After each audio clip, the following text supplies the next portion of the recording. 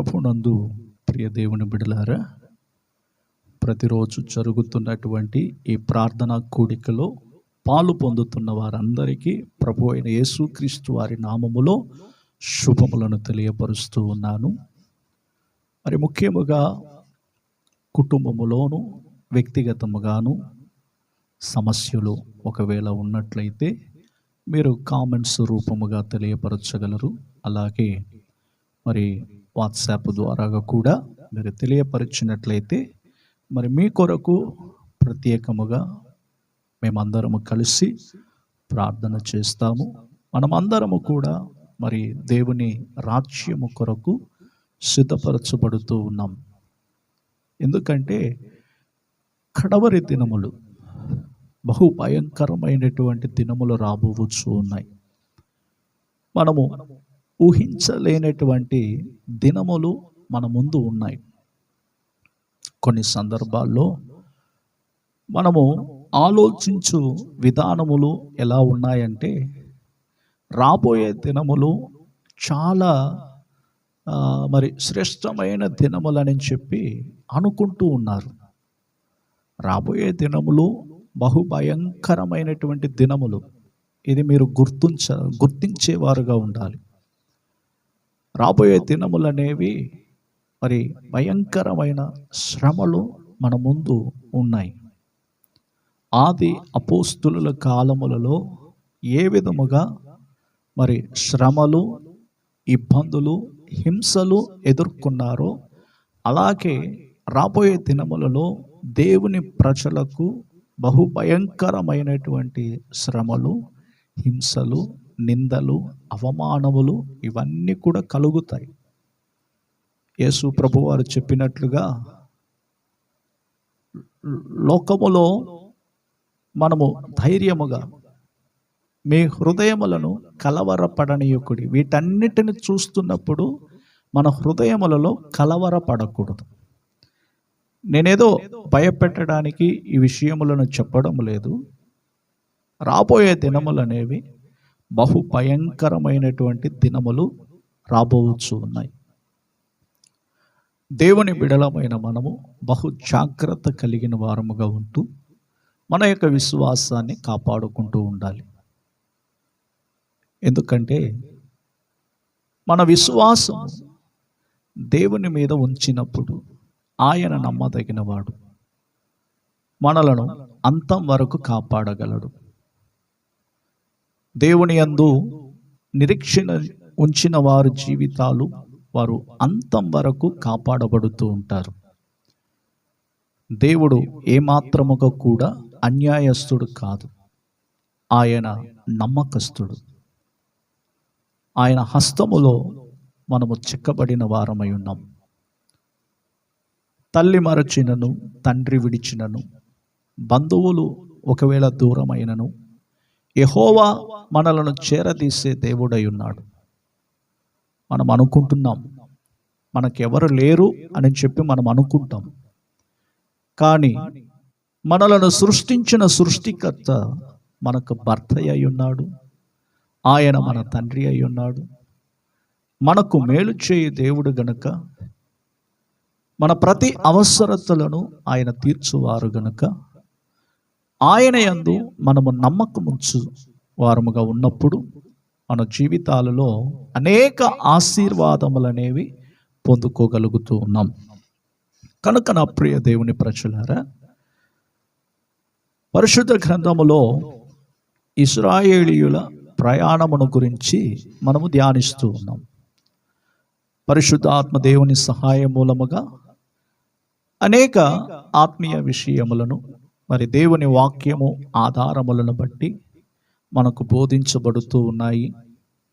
సత్యములను మనం వింటూ ఉన్నప్పుడు, సత్యానుసారముగా మనం నడుచుకుంటూ ఉన్నప్పుడు, సత్యము నిమిత్తముగా ప్రతిష్ఠింపబడిన మన ప్రభువైన అయిన యేసుక్రీస్తును మనం వెంబడించే వారముగా ఉంటున్నాం. సత్యము అనేదే మన ప్రభువైన అయిన యేసుక్రీస్తు వారిని సూచించుతూ ఉన్నది. కనుక ఈ ప్రభువును మనము వెంబడించుతూ ఉన్నప్పుడు ఈ ఆత్మీయ ప్రయాణములోను, ఈ ఆనంద యాత్రలోను మనము అంతం వరకు సొమ్మసిల్లిపోకుండా, నిరుత్సాహపడకుండా, అధైర్యపడకుండా ఉత్సాహముతో ఈ ప్రయాణాన్ని మనము కొనసాగించాలి. సాతానుడు పలు రకాలుగా ఈ ప్రయాణాన్ని మధ్యలో ఆపివేయాలని అడ్డుపడుతూ ఉంటాడు. అనేక సమస్యలను మన హృదయంలోనికి తీసుకుని వస్తూ ఉంటాడు. ఇప్పుడు కూడా దేవుని వాక్యమును విననివ్వకుండా పలు రకాలుగా సాతానుడు ఏం చేస్తాడంటే, పలు ఆలోచనలన్నీ కూడా తీసుకుని వచ్చి మన మనస్సులో నింపుతూ ఉంటాడు. దేవుని వాక్యమును విననివ్వకుండా, దేవుని వాక్యమునకు చెవి యొక్కనివ్వకుండా సాతాను యొక్క పని ఏమిటంటే, అనేక లోక ఆలోచనలను తీసుకుని వస్తూ అనేక భారములను హృదయములో పెడుతూ ఒక మనిషిని ఎంతగా కృంగతీయాలనో అంతగా కృంగతీసేవాడే సాతానుడై ఉన్నాడు. కృంగిపోవచ్చున్న మనలను దేవుడు పైకి లేవనెత్తుతూ ఉంటాడు. మనము అధైర్యపడవలసిన అవసరము లేదు. ఎందుకంటే దేవుని ప్రజలు ఎప్పుడు కూడా ధైర్యముగా ఉండాలనేదే దేవుని ఉద్దేశమై ఉన్నది. యేసు ప్రభువారు మీరు ధైర్యము తెచ్చుకొనుడి అని చెప్పాడు. మనము ధైర్యము తెచ్చుకోవడం ఎలా? దేవుని వాక్యము ద్వారా, దేవుని వాక్యము వినడం వలన విశ్వాసం కలిగినప్పుడు మనలో నిరీక్షణ కలుగుతుంది. అదే సమయంలో ధైర్యము కూడా కలుగుతుంది. నా ప్రియ దేవుని ప్రజలారా, ఈ ఆత్మీయ ప్రయాణములో మనము అనేక మార్గములలో మనం వెళ్ళే వారముగా ఉన్నాం. ఇశ్రాయేలీయులు ఐగుప్తును విడిచిపెట్టి ఎర్ర సముద్రమును దాటి అరణ్య మార్గములోనికి వారు వచ్చారని చెప్పి నిన్నటి దినమందు నేను కొంతవరకు చెప్పి ముగించాను. ఈ సమయములో మరల దానిని మనము ధ్యానించడానికి పరిశుద్ధాత్మ దేవుని యొక్క సహాయ మూలముగా పరిశుద్ధుల ద్వారా నేర్పించబడుతున్న ఆత్మీయ ఉపదేశములు కానివ్వండి, సత్యములు కానివ్వండి, దేవుడు నాకు అనుగ్రహించిన జ్ఞానమును బట్టి దేవుని వాక్యము యొక్క ఆధారములను బట్టి నేను మీకు తెలియచేయడానికి ప్రయత్నిస్తాను. కేవలం దేవుని యొక్క కృప ద్వారా మాత్రమే, దేవుని ఆత్మ ద్వారా మాత్రమే ఈ సత్యములనేవి నేను మీకు తెలియచేయగలను. నేను ఒక నిరుత్తరుడైనటువంటి ఒక వ్యక్తిని. ఎందుకంటే దేవుని ఎదుట మనము ఏ విధముగా మన బ్రతుకులనేవి కనబడుచు ఉన్నాయో దేవుడు దానిని మహాటముగా మన అంతరంగమును ఆయన ఎరిగి ఉన్నాడు. మనం అనుకోవచ్చు కొన్ని విషయములను బట్టి నేనేదో గొప్పవాడిని అని చెప్పి మనం అనుకోవచ్చు. కానీ దేవుని యొక్క దృష్టిలో ఆయన మన అంతరంగాన్ని గమనిస్తూ ఉన్నాడు. మనుషులు పై రూపమును చూస్తారు, కానీ దేవుడు అంతరంగాన్ని గమనిస్తూ ఉన్నాడు. దేవుడు హృదయాన్ని గమనిస్తూ ఉన్నాడు. కనుకనే యేసు ప్రభు వారు కొండ మీద ఉన్నప్పుడు ఆయన చేసిన ప్రసంగములలో హృదయ శుద్ధి గలవారు ధన్యులు, వారు దేవుని కుమారులు అనబడుదురు అని చెప్పి వాక్యము సెలవిస్తూ ఉన్నది. ఈ రోజుల్లో మన యొక్క హృదయము దేవుని ఎడల ఎలా ఉన్నదో అది మనము పరీక్షించుకుంటూ ఈ క్రైస్తవ మార్గములో, ఈ ఆత్మీయ యాత్రలో, ఈ ఆనంద యాత్రలో, ఈ పరలోక యాత్రలో మనము కొనసాగాలి. అలనాడు ఇశ్రాయేలీయులు ఐగుప్తును విడిచిపెట్టి వారు ఒక్కొక్క ప్రాంతములో దిగుచూ వారు ప్రయాణాన్ని కొనసాగిస్తూ ఉన్నారు. ఆ ప్రాంతములో పాలెముగా దిగిన తరువాత వారు చేయవలసిన కార్యములన్నిటిని కూడా ఆయన వారికి బోధిస్తూ మోషే నాయకత్వములో అనేక విషయములను వారికి తెలియపరచబడుతూ వచ్చింది. ఈ సమయములో షూరు నుండి ఆలూషు వరకు వారు ప్రయాణం అనేది కొనసాగించారు. ఎర్ర సముద్రమును దాటారు. ఎర్ర సముద్రమును దాటిన తరువాత అరణ్య మార్గములోనికి వచ్చారు. అప్రియ దేవుని ప్రజలారా, నిర్గమాకాండము 15వ అధ్యాయము 22వ వచనాన్ని నేను చదువుతాను, మీరు గమనించండి. మోషే ఎర్ర సముద్రము నుండి జనులను సాగచేయగా వారు షూరు అరణ్యములోనికి వెళ్ళి దానిలో 3 దినములు నడిచిరి, అచ్చట వారికి నీళ్లు దొరకలేదు. అంతలో వారు మారాకు చేరిరి. సంఖ్యాకాండము 33వ అధ్యాయము 8వ వచనములో కూడా ఒక మాటను గమనించినప్పుడు, హీరోతులో నుండి బయలుదేరి సముద్రము మధ్య నుండి అరణ్యములోనికి చేరి ఏతాము అరణ్యమందు 3 దినములు ప్రయాణము చేసి మారాలో దిగిరి.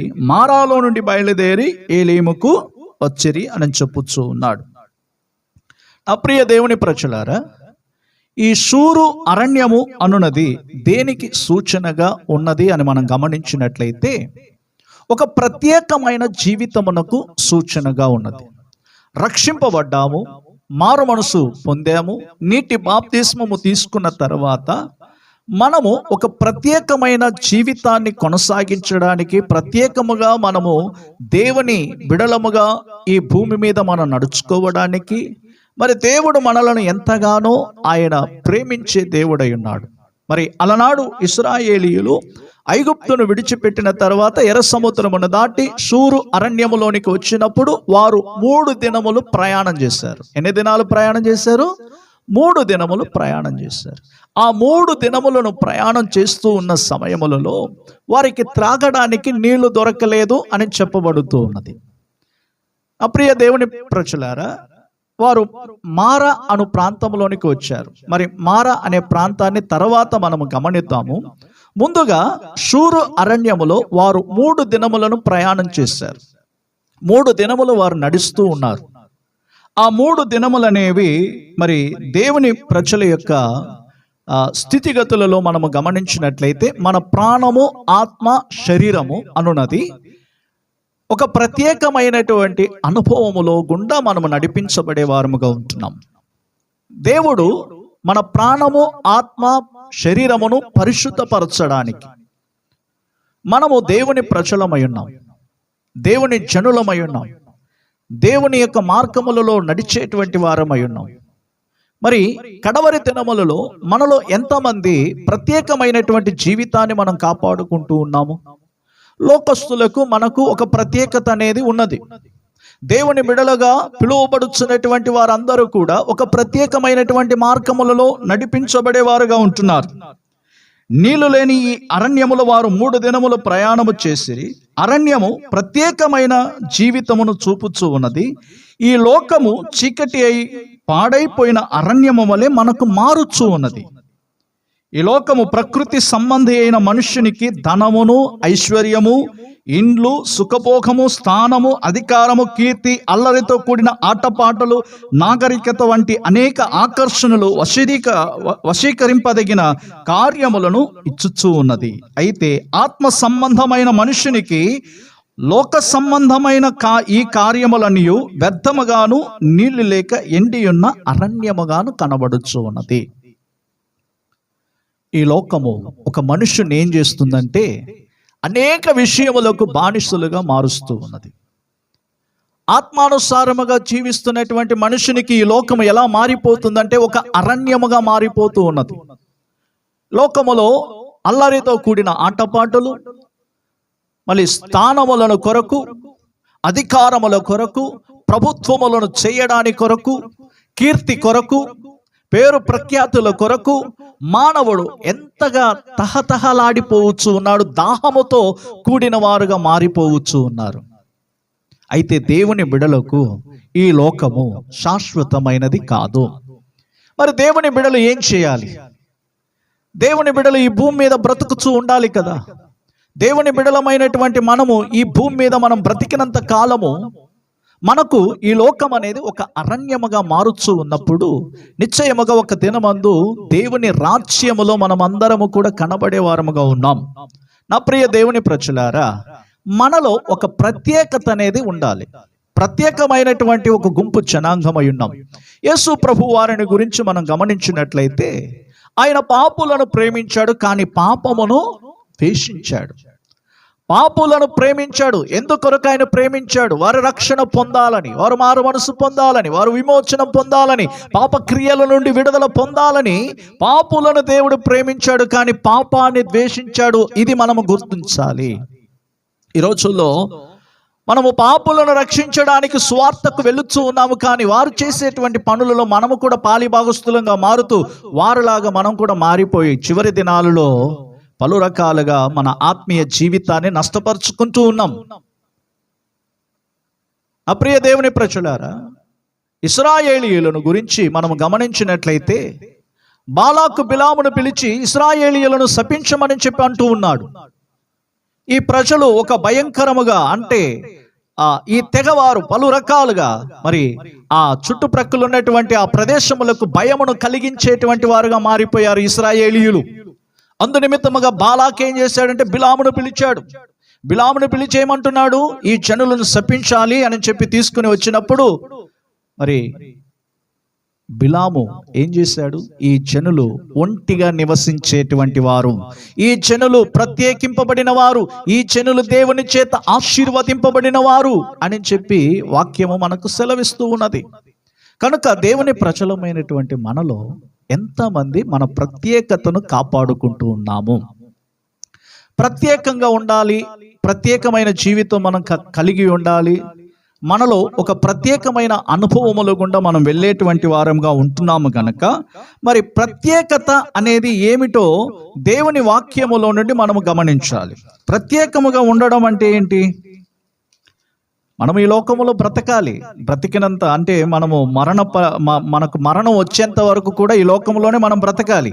అయితే ఈ లోకములో మనము బ్రతికినంత కాలము ఒక ప్రత్యేకముగా జీవించాలనేదే దేవుని వాక్యము మనకు స్పష్టంగా తెలియచేయచ్చు ఉన్నది.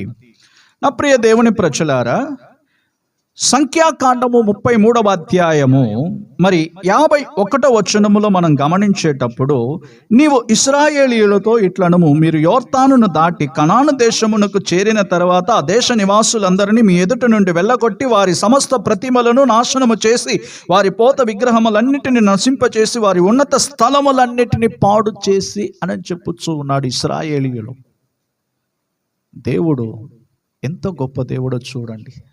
మీరు స్వాధీనపరుచుకుని పోవచ్చున్నటువంటి దేశములో మరి అక్కడ ఉన్నటువంటి 7 జాతుల వారు సేవిస్తున్నటువంటి వాటిని, వారిని అనుసరిస్తున్నటువంటి వాటిని మీ హృదయములలో వాటిని అనుసరింపకుండునట్లు ముందుగానే మరి వాటినన్నిటిని కూడా నశింప చేయాలని చెప్పుచూ ఉన్నారు. ఆ ప్రియ దేవుని ప్రజలారా, 7 జాతులను గురించి మరి నా యొక్క ప్రసంగములనేవి యూట్యూబ్లో ఉన్నవి. మరి ఆ 7 జాతులను గురించి వివరించినటువంటి మరి ఆత్మీయ వర్తమానములు మీరు వినగలరు. ఇక్కడ మనం గమనించవలసినటువంటి విషయం ఏమిటంటే, వారు స్వాధీనపరుచుకుని పోవచ్చున్నటువంటి ఆ దేశములో వారి యొక్క ప్రతిమలను, పోత విగ్రహములన్నిటిని కూడా మరి నశింపచేసి వారి ఉన్నత స్థలములన్నిటిని కూడా పడగొట్టాలి, ఉన్నత స్థలములన్నిటిని కూడా నాశనము చేయాలి. దేవుని బిడలమైనటువంటి మనము మారు మనసు పొంది నీటి బాప్తిస్మము తీసుకున్న తర్వాత ఒక ప్రత్యేకమైన జీవితం అనేది మనం ప్రారంభిస్తూ ఉన్నాం. ఎందుకంటే లోకమునకు మనకు ఒక ప్రత్యేకత ఉన్నది. ఒకానొకప్పుడు దేవునిలోనికి రాకమునుపు మన ఇష్టము చొప్పున నడిచిన వారు, మన యొక్క ఆలోచన విధానములను బట్టి మనం ప్రవర్తించాం, పాపము క్రియలను మనము జరిగిస్తూ వచ్చాం. అయితే దేవునిలోనికి వచ్చిన తర్వాత, దేవుని మార్గములోనికి మనము వచ్చిన తర్వాత మన బ్రతుకులు అనేవి మారాలని మరి క్రీస్తు మార్గములోనికి వచ్చాం. అయితే ఈ ప్రత్యేకమైనటువంటి క్రియలు అనేవి, ప్రత్యేకమైన జీవితం అనేది మనము ఎలా చేయాలో దేవుని వాక్యములో నుండి అనేక విషయములను మనకు మాదిరి ఉంచబడ్డాయి. కనుక ఇప్పుడు ఆ సమయం లేదు గనుక మరి ప్రభు చిత్తం అయితే మరల రేపటి దినమందు వాటిని మనము నేర్చుకోవడానికి దేవుడు సహాయం చేయనుగాక. ప్రేమ కలిగిన మా పరలోకపు తండ్రి, ఆశీర్వదించబడిన ఈ మంచి సమయంలో మీకు వందనాలు చెల్లిస్తూ ఉన్నాం. ఈ సమయంలో కూడా ప్రభువా, లైవ్ ద్వారాగా వీక్షిస్తున్నటువంటి దేవా మీ బిడలను తండ్రి, ఈ వర్తమానములను వినడానికి వారిని మీరు ప్రేరేపించినందుకు స్తోత్రాలు. వారికి ఉన్నటువంటి సమస్యలు ఏవైతే ఉన్నావో వాటిని గురించి కూడా వారు తెలియజేశారు గనుక దేవా, వాటిని మీరు నాదా విడుదల వారికి విడుదల కలుగు చేయండి. వారు అడిగిన దానికంటే, ఊహించిన దానికంటే అత్యధికంగా మీరు సహాయము చేయండి. మరి ముఖ్యముగా పాటల ద్వారా మీ నామాన్ని మహిమపరచి ఉన్నాము.